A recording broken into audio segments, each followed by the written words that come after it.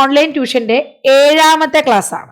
അപ്പൊ അതായത് നമ്മളിപ്പോൾ പഠിച്ചുകൊണ്ടിരിക്കുന്നത് ചൈൽഡ് ഹെൽത്ത് നഴ്സിംഗ് 1 യൂണിറ്റ് 1 ആണ്. അതിൽ കഴിഞ്ഞ 6 പാർട്ടുകൾ കഴിഞ്ഞു.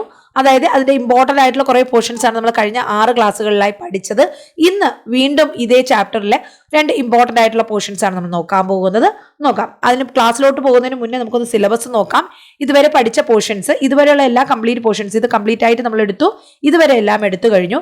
ഇനി നമുക്ക് ഇവിടെ കുറച്ച് ടോപ്പിക്സ്, പ്രിവെന്റീവ് പീഡിയാട്രിക്സിന്റെ ടോപ്പിക്സ് ഉണ്ട്. അത് അപ്കമിങ് ക്ലാസ്സസിൽ നമ്മൾ എടുക്കുന്നതായിരിക്കും. കഴിഞ്ഞ ക്ലാസ്സിൽ നമ്മൾ difference between adult and child പഠിച്ചു. ഹോസ്പിറ്റൽ എൻവയോൺമെന്റ് ഫോർ ചൈൽഡ് പഠിച്ചു. Impact of hospitalization on child and family പഠിച്ചു. കൂടാതെ role of child health nurse അതും നമ്മൾ ഇനി എടുക്കുന്നുണ്ട്. ഇപ്പോൾ കഴിഞ്ഞ ക്ലാസ്സിൽ കുറച്ച് ചുരുക്കി എന്ന് പറഞ്ഞിരുന്നു. ഇനി അടുത്ത ക്ലാസ്സുകളിൽ നമ്മൾ അത് ഡീറ്റെയിൽ ആയിട്ട് പഠിക്കുന്നുണ്ട്. ഇന്ന് നമ്മൾ നോക്കാൻ പോകുന്നത് മറ്റൊരു ഇമ്പോർട്ടന്റ് ആയിട്ടുള്ള പോർഷനാണ്. That is principles of pre and post operative care of infants and children.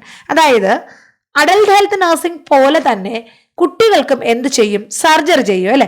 വലിയ ആൾക്കാർക്ക് ട്രീറ്റ്മെന്റ് ആയിട്ട് നമ്മൾ സർജറി ചെയ്യുന്നത് പോലെ കുട്ടികൾക്കും സർജറി ചെയ്യും.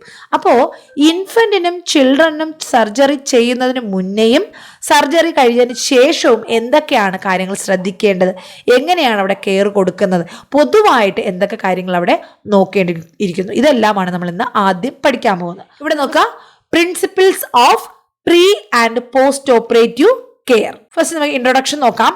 The patient who consents to have surgery renders himself dependent on knowledge, skills, and integrity of healthcare team. The period extending from the time of hospitalization for surgery to the time of discharge is the peri-operative period. അതായത് നമ്മൾ 5th sem പഠിച്ചപ്പോൾ, 4th sem പഠിച്ചപ്പോൾ അവിടെ നമ്മൾ adult health nursing പഠിച്ചപ്പോൾ അവിടെ detail ആയിട്ട് നമ്മൾ പെരി ഓപ്പറേറ്റീവ് നഴ്സിംഗ് പഠിച്ചിട്ടുണ്ട്. Pre operative nursing, intra operative nursing, post operative nursing. Totally ഈ 3 പീരീഡിനും കൂടി ചേർത്ത് നമ്മൾ എന്ത് പറയും? പെരി ഓപ്പറേറ്റീവ് നഴ്സിംഗ് അല്ലെങ്കിൽ പെരി ഓപ്പറേറ്റീവ് പീരീഡ് എന്നാണ് പറയുന്നത്. അതായത് ഒരു സർജറി ചെയ്യാൻ എഗ്രി ചെയ്ത് ഒരു വ്യക്തി ഹോസ്പിറ്റലിൽ അഡ്മിറ്റ് ആകുന്ന സമയം മുതൽ ആ സർജറി കഴിഞ്ഞ് കംപ്ലീറ്റ് ക്യൂറായി ഡിസ്ചാർജ് ആകുന്ന സമയം വരെയാണ് എന്ത് പറയുന്നത്? പെരി ഓപ്പറേറ്റീവ് പീരീഡ് അല്ലെങ്കിൽ പെരി ഓപ്പറേറ്റീവ് നഴ്സിംഗ് എന്ന് പറയുന്നത്. It is essential to provide peri-operative care to the patients during this phase. It includes care of patients prior to surgery, that is in pre-operative phase, during surgery and then post ഉൾപ്പെടുത്തിച്ച് അവരെ encourage ചെയ്ത് മുന്നോട്ട് കൊണ്ടുപോവുക. അവരെ feelings എല്ലാം നമ്മൾ മനസ്സിലാക്കി ആ തരത്തിലുള്ള വാക്കുകൾ ഉപയോഗിച്ച് അവരുടെ എമ്പതിയോടുകൂടി നമ്മൾ റെസ്പോണ്ട് ചെയ്യുക. അതുപോലെ നമ്മൾ ട്രൂത്ത്ഫുൾ ആയിരിക്കണം. അവരുടെ നഷ്ടത്തിൽ നമ്മൾ ഫാക്ച്വലും ട്രൂത്ത്ഫുള്ളും ആയിരിക്കണം. അതുപോലെ കൂടുതൽ ചോയ്സുകൾ അവരുടെ മുന്നിൽ hello ചെയ്യിപ്പിക്കുക.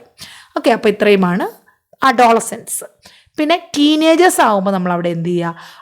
Although late teens grieve more like adult, ഏകദേശം അഡൽട്ട് പോലെയാണ് ഗ്രീഫ് പ്രോസസ്സ് ആണെങ്കിൽ പോലും, എന്നാൽ പോലും നമ്മളുടെ അവരുടെ നഷ്ടം അവരെ റെസ്പെക്റ്റ് ചെയ്തുകൊണ്ട് നമ്മൾ അവരുടെ നഷ്ടം ഉൾക്കൊണ്ട് അവർക്ക് പറയാനുള്ളതെല്ലാം കേൾക്കാനും അവരെ കൂടുതൽ ആക്ടിവിറ്റീസിൽ ഉൾക്കൊള്ളിച്ച് അവരെ കൂടുതൽ കംഫർട്ടബിൾ ആക്കാൻ ശ്രമിക്കുക അല്ലേ. അപ്പോൾ അവരുടെ കൂടുതൽ എന്താ പറയുക, അവരുടെ ഗ്രീഫ് പ്രോസസ്സ് എക്സ്പ്രസ് ചെയ്യാൻ പറ്റിയ ആക്ടിവിറ്റീസിൽ അവരെ ആഡ് ചെയ്യിപ്പിക്കുക. അപ്പോൾ ഇതെല്ലാമാണ് നമുക്ക് ഈ രീതിയിലാണ് നമുക്ക് അവരുടെ ഈ ഒരു ഗ്രീഫ് പ്രോസസ്സ് അല്ലെങ്കിൽ ഗ്രീഫ് മാനേജ് ചെയ്യാൻ പറ്റുന്നത്. കിഡ്സിൻ്റെ അല്ലെങ്കിൽ ചൈൽഡിൻ്റെ ഗ്രീഫ് പ്രോസസ്സ് എങ്ങനെയാണ് നമ്മൾ മാനേജ് ചെയ്യുന്നത്? 3 to 5 years വരെ എങ്ങനെയാണ്, 6 to 9 years എങ്ങനെയാണ്, അഡോളസൻസ് എങ്ങനെയാണ്, ടീനേജേഴ്സ് എങ്ങനെയാണ്. അപ്പോൾ നമുക്ക് സെപ്പറേറ്റ് ആയിട്ട് എഴുതാം, ഇല്ലെങ്കിൽ ടോട്ടലി എല്ലാം കൂടെ ഒരുമിച്ച് വേണമെങ്കിലും എഴുതാവുന്നതാണ്. അപ്പോൾ ഇതും നിങ്ങൾക്ക് അതിൽ ആഡ് ചെയ്യാവുന്ന കാര്യമാണ്. വളരെ നല്ല പോയിന്റ്സ് ആണ്. ഈ ഒരു മാനേജ്മെൻറ്റും കൂടെ നിങ്ങൾ ആഡ് ചെയ്യുമ്പോൾ കുറച്ചുകൂടെ ഒരു ഇംപ്രഷൻ അവിടെ ഡെവലപ്പ് ചെയ്യാൻ സാധിക്കും ടീച്ചേഴ്സിന്. ഓക്കെ, അപ്പോൾ ഇത്രയുമാണ് കാര്യങ്ങൾ നമുക്ക് ഈ പോർഷനിൽ നിന്ന് പഠിക്കാനുള്ളത്. ഈ 2 ടോപ്പിക്സും